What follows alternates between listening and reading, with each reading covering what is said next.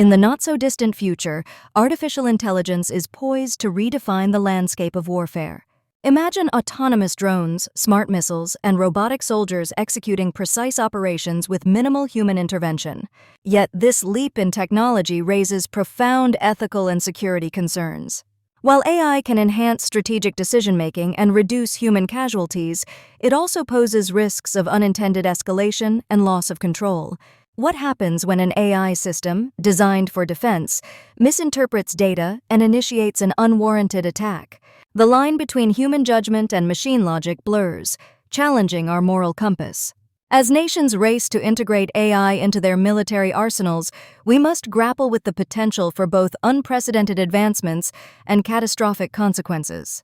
The future of warfare is more complex than ever, demanding rigorous oversight and international collaboration to safeguard humanity. Is the world ready for an era where machines hold the power of life and death?